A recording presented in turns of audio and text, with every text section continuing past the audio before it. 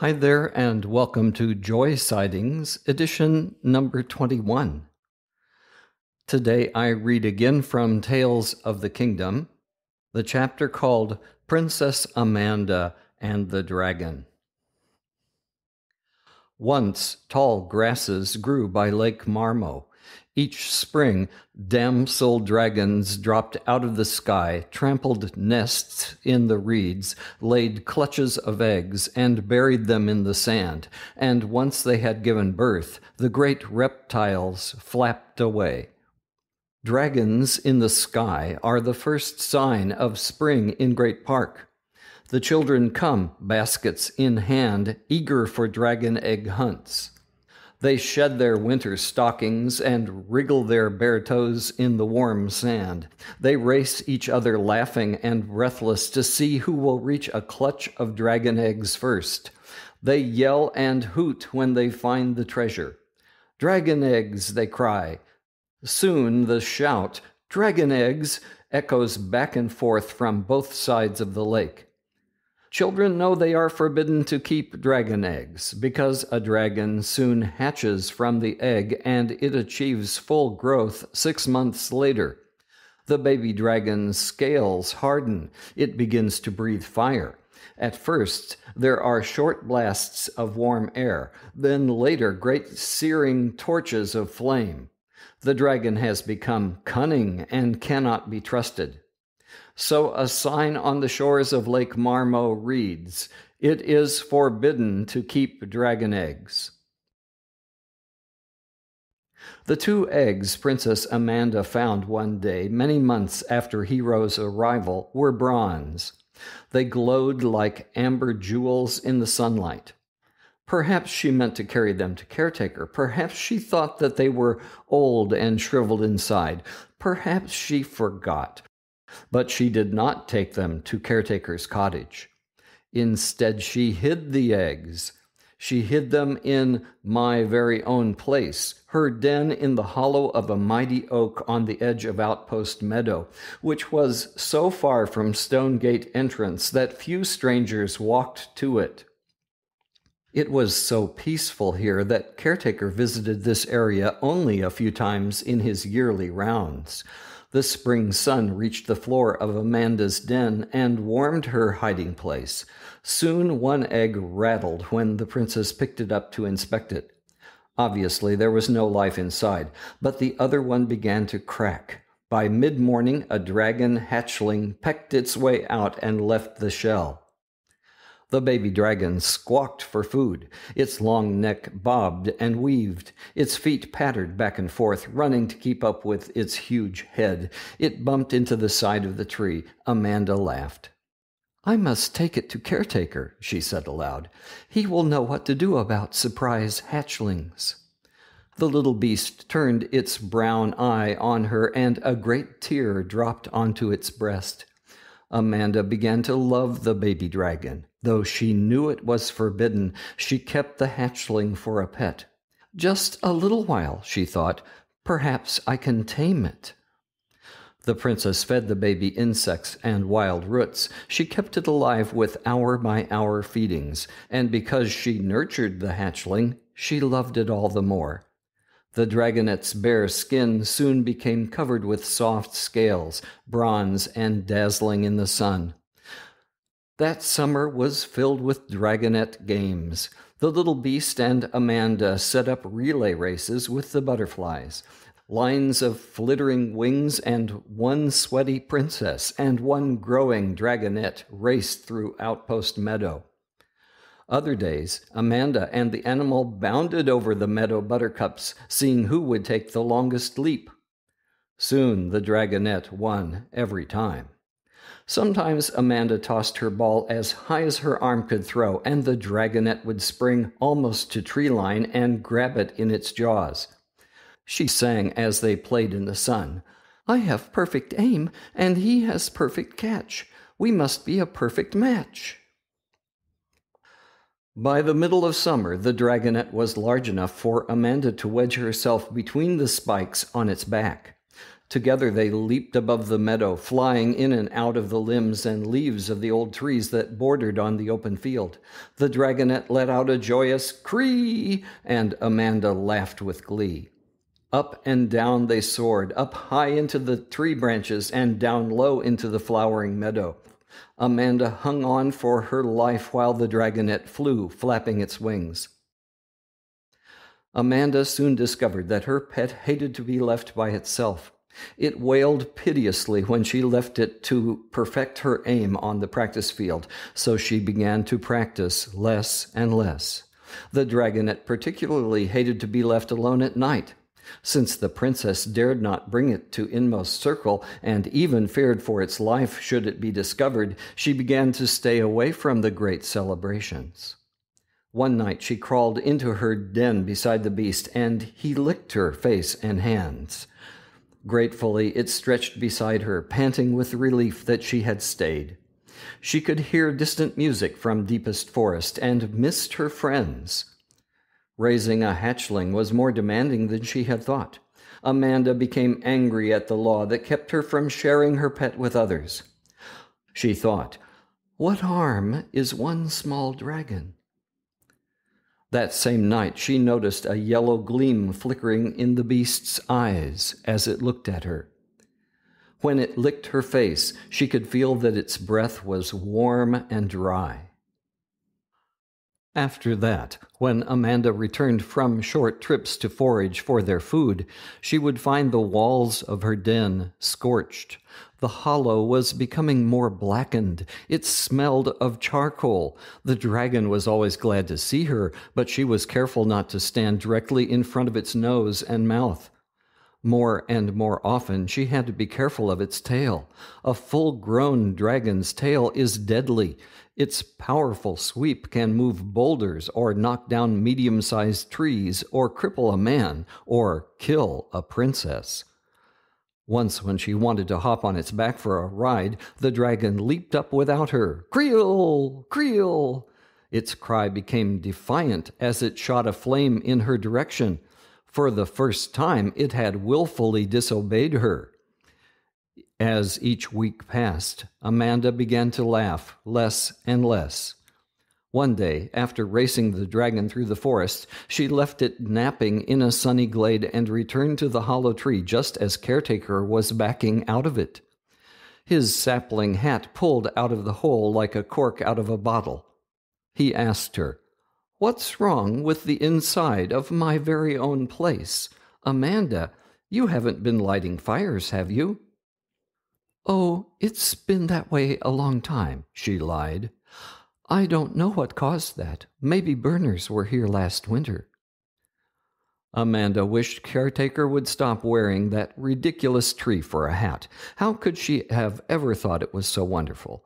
Caretaker stared at the dirt in front of the den. He pushed it with his foot.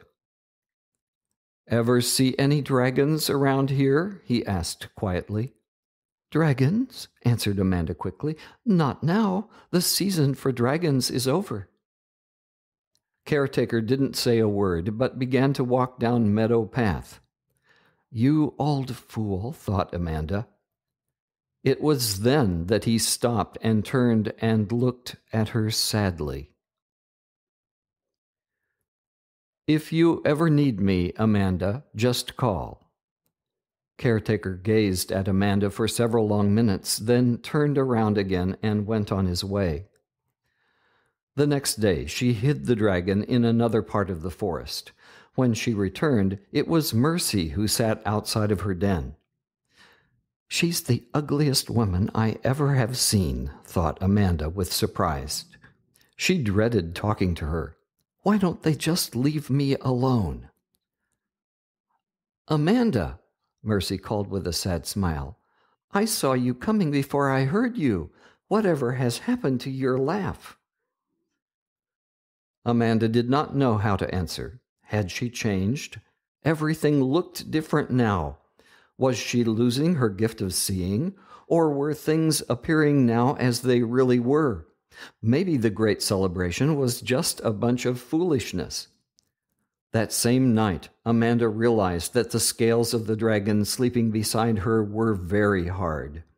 She knew that its big body was crowding my very own place, and that grown dragons were no laughing matter. This was the last night she would allow the dragon to return from its hiding place to sleep with her in the den. The next day she took it deep into the forest and commanded it to stay. Secretly, she hoped the beast would fly away. It had become too big, and Princess Amanda was afraid. Somehow she had to get rid of the dragon. Trouble was ahead. She could feel it. One morning, a few days later, she awoke early. Her eyes still closed, she enjoyed the comfort of having enough room to stretch. It was a crisp fall day. She could smell cool, dry air, and she could smell fire. Amanda leaped to her feet. Fallen leaves had been pushed into a pile beside her hollow tree. They were burning.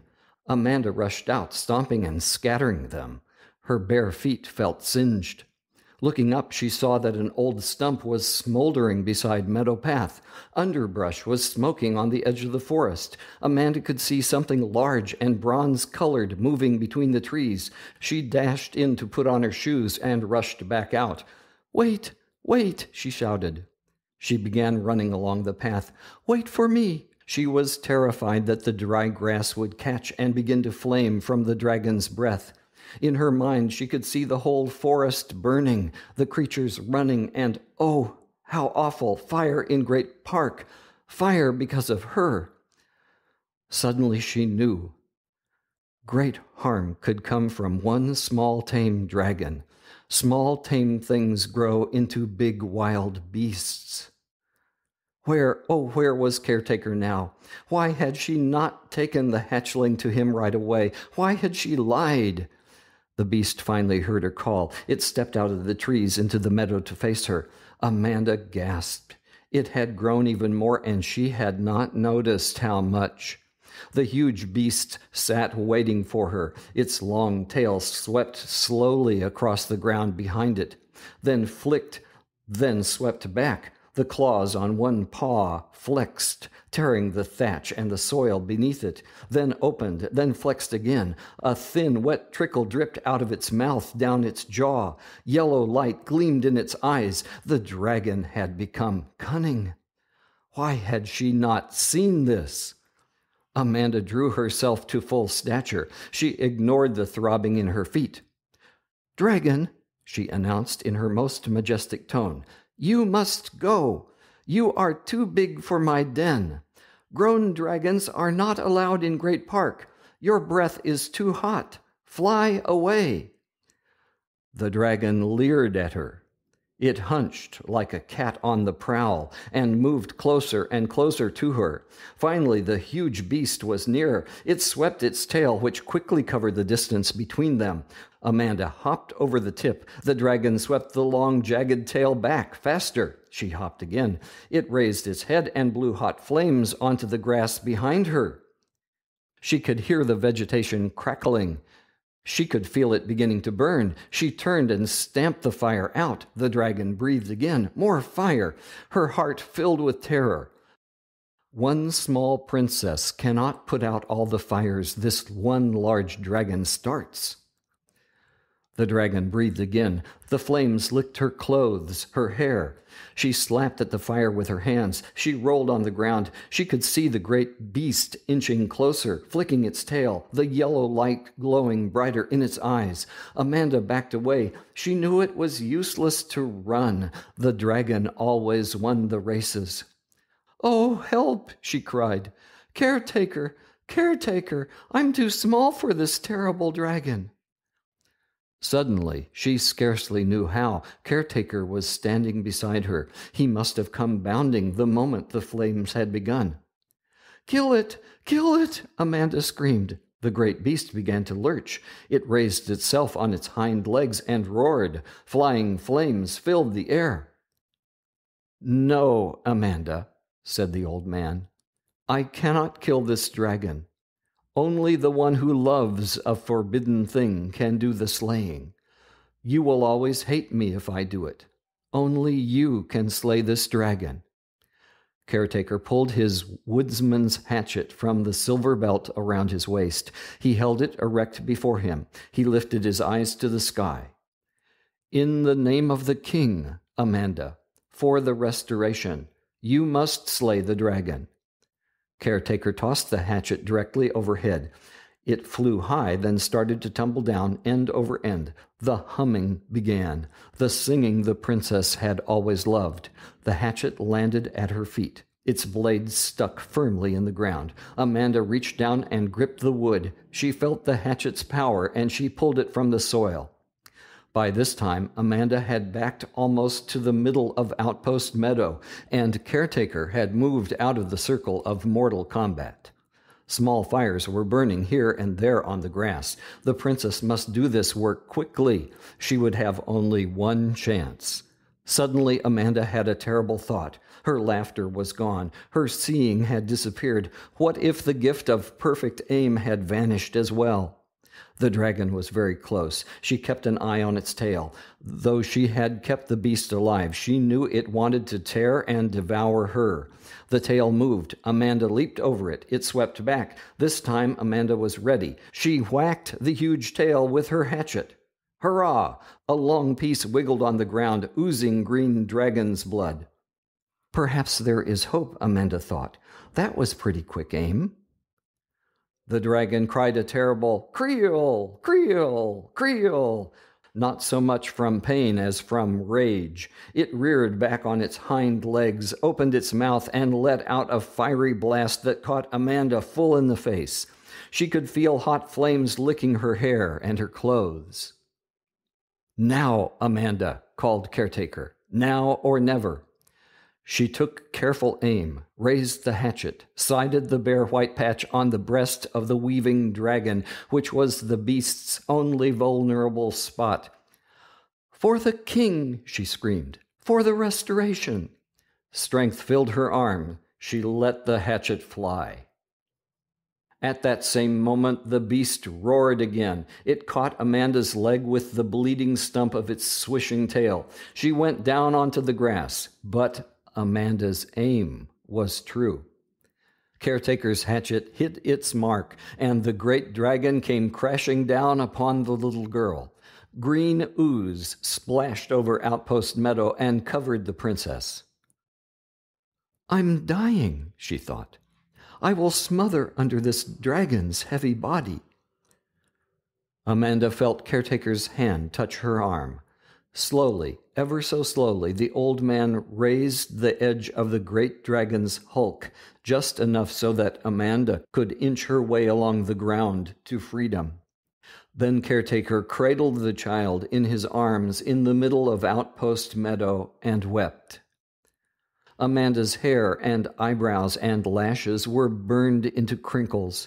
Her clothes were charred. Her face and feet were all blisters and boils and soot. She was covered with dragon's blood. She looked like an outcast. But Princess Amanda had won the battle. She had slain the dragon she loved. So the princess discovered that when one loves a forbidden thing, one loses what one loves most. This truth is a hard-won battle for each who finds it, and is always gained by loss.